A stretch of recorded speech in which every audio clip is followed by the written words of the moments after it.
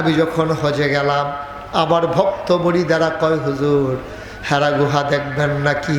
আমি বললাম খুব শখ, শুনলাম খুব উঁচু জায়গা, উপরের দিকে তাকাইলে নাকি মাথার টুপি সুদ্ধা পড়ে যায়, এত উঁচু নাকি পাহাড়।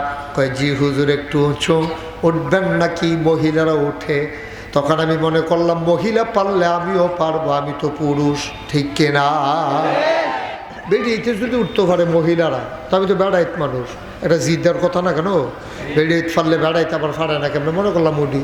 তা আমার দাদাই যে হজে গেছে, আমার দাদাই কইছে, কয় যে হেরা গোহারা এত চা, এমনি উপরের দিকে চাইলে পিছন দিয়ে টুফিটা ফুরে দিতে। তা আমি টুফিটা ফরেনি সাউনের লেগে, যখন উপরের দিকে চাইছি দেখি ফরে না। আমি বললাম দাদাই দি করলো টুফি ফুরে জায়গা, ওখান দিয়ে ফরে না। আমি কয়েকবার চাইছি, আমি না ফরে না। আমি কই কিরে ফরে না কিরে? ফরে চাইয়া দেখি যে ওই যে এই যে হজের সময় যে মাথা কামাইছি যে ছোটো ছোটো চুলে টুফিটা কামড় দিয়া ধরে রাখছি, নাহলে কয়েকবারে ফিরে যেত। ও মুসলমান, আমারে ধরে ধরে হেরা গুহা উঠানো হলো, কয়েক বোতল পানি নেওয়া হলো সাথে। আমি যখন উপরের দিকে উঠতেছি, ও মুসলমান, কয়েকবার বসে বসে বিশ্রাম নিলাম। শেষ পর্যন্ত একেবারে নবীজি যেখানে ধ্যানমগ্ন ছিলেন সেখানে গিয়ে দেখি প্রচণ্ড ভিড়, লোকজন কি যেন বলল, সবাই সরে গেল, আমাকে জায়গা করে দেওয়া হলো। আমি চুপটি করে বসে গেলাম, আমার চোখ দিয়ে টপ টপ করে পানি পড়তেছিল।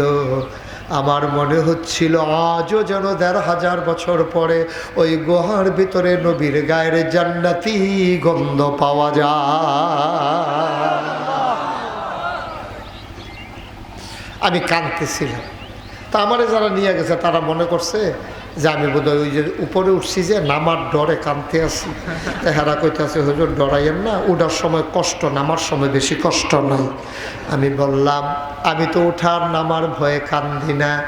এই যে হেরা গুহা ১,৫০০ বছর আগে আমার নবী যখন ধ্যানমগ্ন, তখন ওনার বয়স ৪০ ছুঁই ছুঁই, আর আমার আম্মার বয়স, আম্মাজান খাদিজা রাদিয়াল্লাহু তাআলা আনহা, আমাদের বড় আম্মা, তখন ওনার বয়স ৫৫ বছর।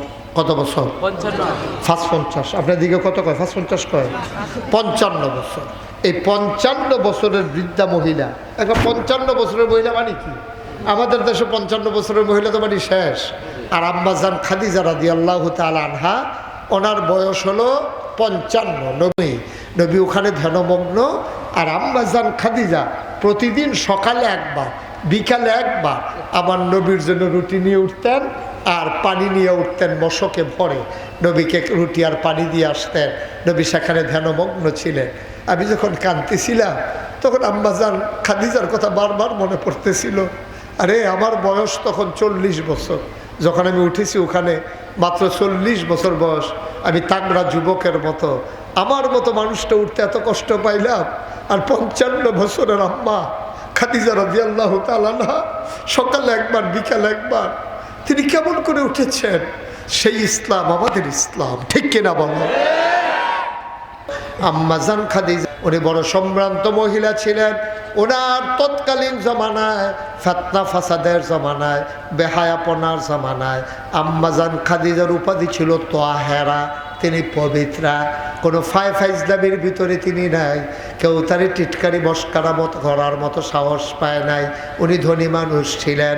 এর আগে ওনার 2 জন স্বামী ছিল, 2 জন ধনী ছিলেন। ওনাদের থেকে বৈবাহিক সূত্রে সম্পদের মালিক হয়েছেন। আম্মাজানের আব্বা আমাদের নানা, উনিও ছিলেন ধনী মানুষ। 3 জায়গা থেকে আম্মা টাকা পেয়েছেন, এক দিক দিয়া ধনী, আরেক দিক দিয়া গম্ভীর এবং সম্ভ্রান্ত মহিলা। এই জন্য ওনাকে সবাই মিলে ডাকতো তাহেরা, পবিত্রা। বলেন সুবহানাল্লাহ।